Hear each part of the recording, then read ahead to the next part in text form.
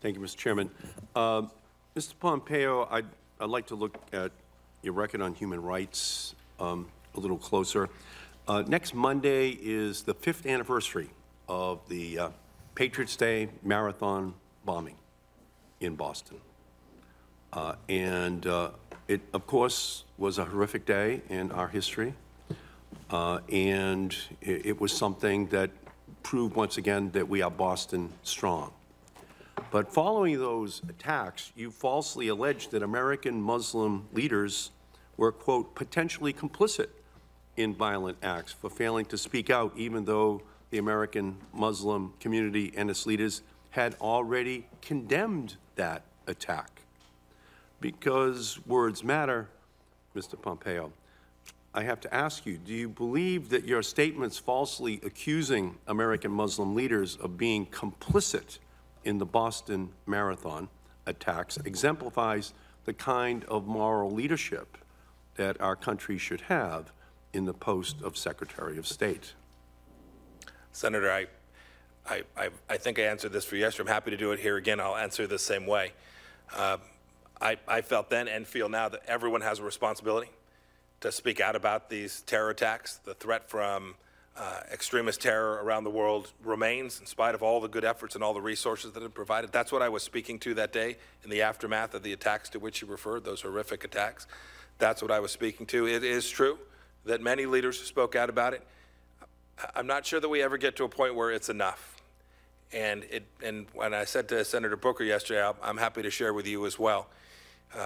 We talked about it in a different context, but it is the case that different people have greater and lesser credibility on particular issues, and that's what I was speaking to there. Right. It is an imperative. Do you apologize to the Boston Muslim leadership for those comments in relationship to that incident?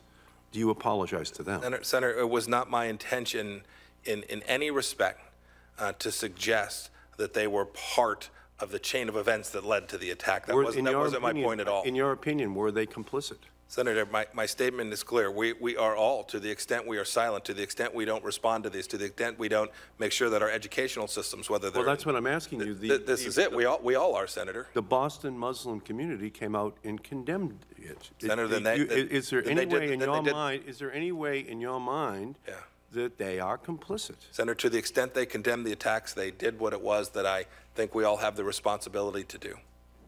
Right. To the extent to which they did. Well, they did.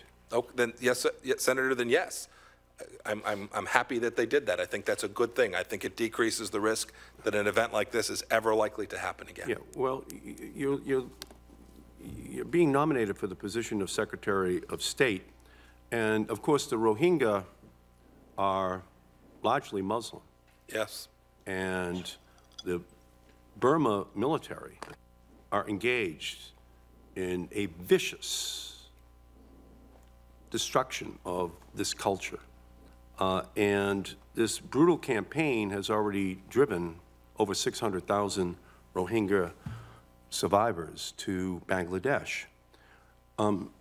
What's your message to the Burma military with regard to how you view Muslim leadership inside of Burma who are fighting to protect the very existence of this Muslim minority inside of Burma? American diplomats have and must continue to do our level best to stop this tragic activity. And that's the Burmese military in particular who is responsible for that. Right. Well, I think it is important that there be a moral clarity that is uttered by the Secretary of State, by the President of the United States, about the Muslim population of the planet.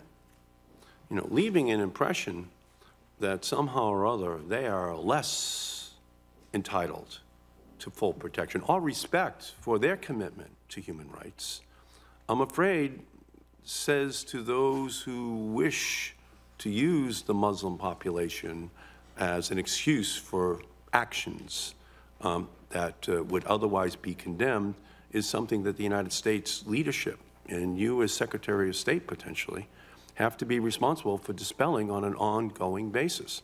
And that's what I'm afraid of in terms of the message that is sent, unless you explicitly make clear that, in your opinion, there are isolated instances of aberrant Muslim activity, but in the whole, that these are good people.